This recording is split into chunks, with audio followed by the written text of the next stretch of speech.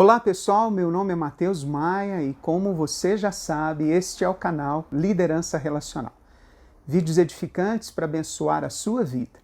Te convido a permanecer ligado, pois hoje vamos continuar a abordar o tema Os maiores perigos do coaching.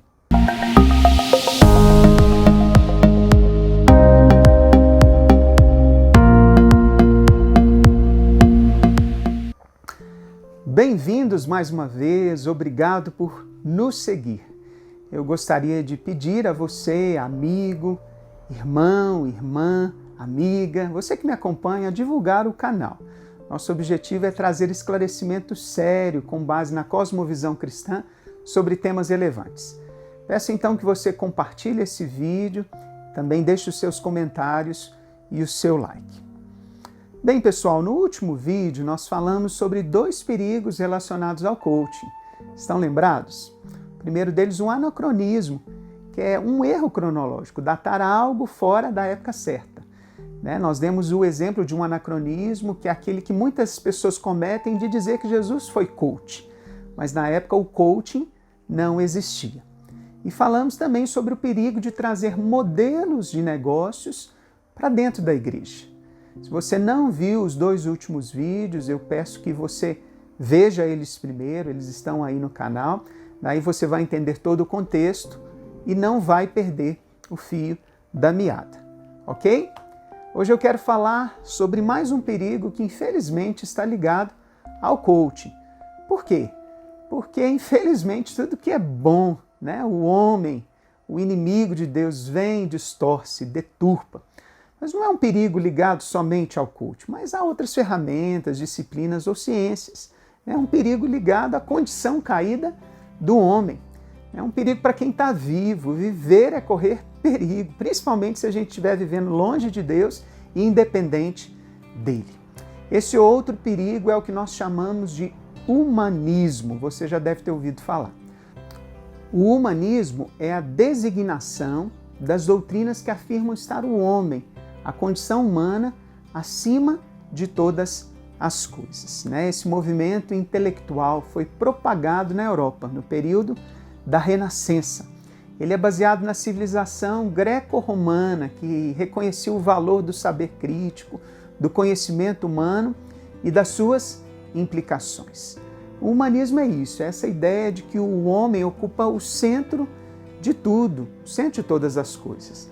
Inclusive hoje nós vemos pessoas elevando o homem a um status de deuses, literalmente, e até pessoas que não têm um mínimo de competência sobre determinados assuntos estão sendo ouvidas e suas opiniões consideradas no mesmo nível de igualdade daqueles que dominam um assunto. E isso é fruto desse pensamento, de que o homem é o centro de tudo, seguido dessa liberdade excessiva ou libertinagem, dessa exposição do que é privado no meio público e de uma sociedade que não honra o que já foi construído. Eu quero dar o exemplo aqui do meu pai, que estava em viagem com uma pessoa e ele, discutindo, essa pessoa era um médico, começaram a falar então sobre a Bíblia e esse médico começou a dizer uma série de bobagens sobre a Bíblia, Jesus e seus seguidores. E o meu pai, então, virou e disse para ele assim, quando eu estou doente, quem eu procuro? E ele respondeu, um especialista, é claro, se é uma doença de coração, você tem que procurar um cardiologista e assim por diante. E o meu pai, muito sabiamente, disse para ele, então, você deve procurar um especialista da Bíblia e não dizer coisas que você não sabe. E ele disse para ele, olha, eu estudei a Bíblia por muitos anos. Você devia dar um pouco de ouvido a quem realmente entende sobre o assunto. E essa história, queridos, ela demonstra bem um humanismo presente na vida do homem moderno. Isso também é o efeito do conceito do politicamente correto, que prega a mentira de que ninguém pode ser ofendido. Ofendido nós somos todos. Por quê? Há muitas razões, não poderia colocar todas, mas algumas. Porque muitas pessoas não gostam de ser questionados, muitos não querem aceitar opiniões diferentes, muitos podem estar mal emocionalmente, muitos são imaturos e assim vai. Isso prova mais uma vez que o homem é mau e não pode andar sem leis, sem limites e regras. Não significa que eu tenho uma opinião diferente, é que eu estou te agredindo. Eu só estou colocando meu ponto de vista. E todas essas mentiras, né, de que o homem não pode ser ofendido, politicamente correto, de que ele precisa ter liberdade sem compromisso, experimentar de tudo e poder errar sem sofrer as consequências, reforçam ainda mais esse humanismo. Né? O mundo, então, se voltou para o homem como centro da história e da sociedade e tem rejeitado os valores eternos da palavra de Deus. Alguém pode me dizer, então, mas o cristianismo matou muita gente. Como é que esses valores eternos do cristianismo podem ser bons? Na verdade, o verdadeiro cristianismo nunca matou ninguém e nem vai matar. O verdadeiro evangelho segue os estatutos eternos, aqueles que nós recebemos das próprias mãos de Deus, escritas em tábuas e entregues a Moisés, estão registradas na Bíblia. E dentre esses estatutos eternos está escrito: não matarás. Um Cristo que morre por um pecador é incapaz de matar um pecador. E alguém que se converteu a Cristo também está disposto a dar a sua própria vida. Mas o que aconteceu no passado, queridos, é que instituições e homens maus usaram o nome de Deus. E instituições com o nome de Deus, né, elas começaram a dominar e conquistar povos para destruí-los, para massacrá-los e matá-los. Aconteceu com a Igreja Católica Romana, que no passado tinha papas que nem acreditavam em Jesus. Aquela não era a Igreja de Jesus. E assim mataram muitos na Inquisição e nas cruzadas. E acontece também hoje com mega pastores de mega igrejas que não têm compromisso com uma vida honrada e decente e que pregam muitas vezes a teologia da prosperidade, enganando a muitos.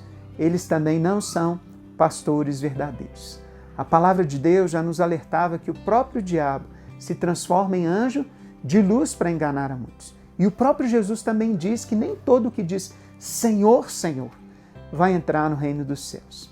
Então nós não podemos nos fazer de tolos e aceitar que só porque alguém diz que é, mas não age como tal, vai ser reconhecido ou aceito por Deus e também pela sociedade. Pode ser um disfarce do próprio inimigo de Deus querendo nos enganar.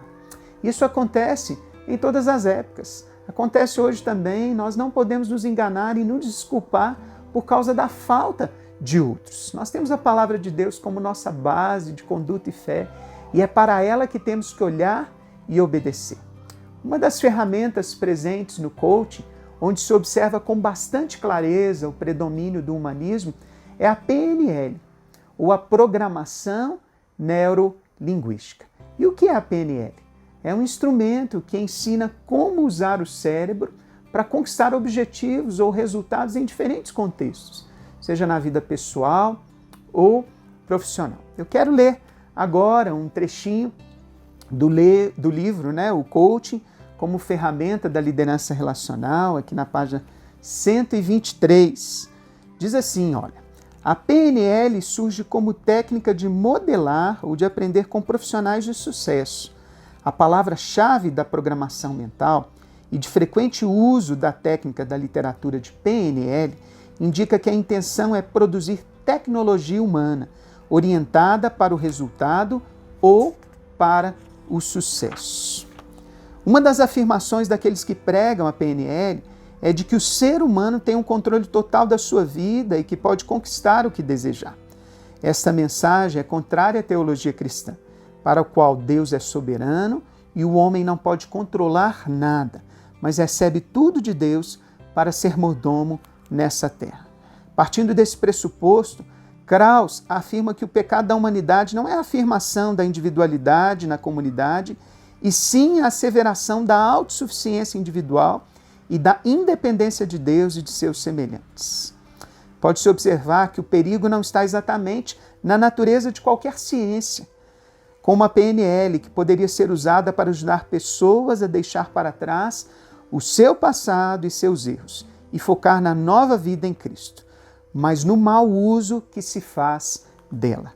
O grande mal do ser humano é usar ferramentas para o seu próprio bem, desconsiderando o próximo, desprezando a alteridade revelada no amor de Jesus e verificada nos seus mandamentos, de fazer ao próximo aquilo que deseja para si mesmo. Por isso, é de fundamental importância uma análise criteriosa a partir do teste da cosmovisão cristã bíblica dos valores que estão imersos em quaisquer ferramentas ou práticas a serem usadas pela liderança cristã. Está aqui, né, um trechinho do livro que eu escrevi. Pois é, queridos, nessa máxima de que o homem é o centro de tudo, né, e isso tem sobreposto a máxima bíblica de que Deus é soberano, né, e de que aqueles que vivem para Ele já se tornaram seus servos, mordomos do Rei. Não sou mais eu quem vivo, ou quero, ou desejo, mas é o desejo de Deus em mim. Como disse o apóstolo Paulo, é Cristo vivendo em mim. Repare comigo, veja como dos anos 80, 90 para cá, as músicas e orações ganharam um toque de desejo do homem em detrimento da soberania de Deus. Cada vez mais as músicas receberam expressões como eu posso, eu quero, Deus vai me dar, restitui, eu quero de volta o que é meu. Os eventos, programas na igreja estão sendo realizados para exaltar muitas vezes um ministério, um pregador, estão sendo usados com a lógica errada. Valores errados de encher a igreja, de construir mais prédios e não de levar a adoração a Deus, e não de proporcionar verdadeira comunhão entre os irmãos, de discipular vidas para a obediência aos ensinamentos de Cristo, de orar juntos, de resolver conflitos entre irmãos. Pare um pouco e pense comigo nessa hora. É você que vive nesse mundo materialista, individualista, hedonista. Qual é a sua visão de igreja? Será que você vê a igreja como Deus vê? Como um grupo de pessoas remidas por Ele, que são parte de um corpo, de uma família? A maneira que você vê a igreja definirá a maneira que você participa dela. Ou para contribuir, ou para tirar dela e criticar. Será que a sua ideia de igreja é que ela é mais uma instituição nesse mundo? Ela é um prédio? Ela é o pastor como um profissional no seu comando? A igreja são as suas regras, as suas tradições? Como você vê a igreja? Outra pergunta, você é parte ativa da igreja? Será que a sua visão de igreja não está sendo moldada por modelos seculares? Pois quando você se reúne num prédio, você só vê a estrutura, a banda, os equipamentos que ali estão e esquece que aquilo tudo está ali para servir e não para o benefício individual? É claro que há exceções, mas a maioria das igrejas funcionam como uma família, uma agência de Deus. Ali o Senhor age no meio do povo, pois Ele determinou a sua bênção na reunião dos santos. Ali Ele opera, salvando, curando, restaurando, batizando com o Espírito Santo. Sabe, a nossa cosmovisão de um mundo vai definir a nossa atitude. Se vivermos presos ao humanismo, ao egocentrismo, nós veremos tudo como um mercado. Uma lei do toma lá da cá. Inclusive essa expressão eu já ouvi de alguns falsos profetas. Mas se nós vivermos, né, uma vida cristocêntrica, nossos olhos serão diferentes. Nós teremos motivação todos os dias para continuar, mesmo diante de maus exemplos. E não vamos julgar e criticar nenhuma técnica, nenhuma pessoa, mas sim as intenções e ideologias à luz do verdadeiro Evangelho. Jesus disse lá em Mateus 6,23, se os seus olhos forem maus, todo o seu corpo será cheio de trevas. Portanto, se a luz que está dentro de você são trevas, que tremendas trevas são. Sabe, que Deus toque nos nossos olhos, no nosso coração, e mude a nossa essência, e mude a nossa natureza. Que a nossa vida de liderança seja construída a partir da natureza da igreja, que é divina, que é serva, que é o corpo de Cristo, do qual Ele é o cabeça supremo, e que possamos lembrar que nós cristãos somos igreja dele, nós, cada um, sem exceção. E é a igreja, ou é nós, melhor dizendo, que fazemos a igreja, que construímos a igreja. Se você é cristão, é sua responsabilidade construir a igreja do Senhor. Que não troquemos a nossa honra de servir aos irmãos com humildade e fidelidade, como mordomos no reino e não donos, e nem toquemos na glória de Deus. Deus não divide a sua glória, só Ele é rei, só Ele é soberano, criador de tudo e merecedor de toda a honra. Que não toquemos no dinheiro que não é nosso, mas vivamos uma vida de prestação de contas. Que não toquemos no prazer deste mundo, que a idolatria amaldiçoa nossas vidas e nossas famílias.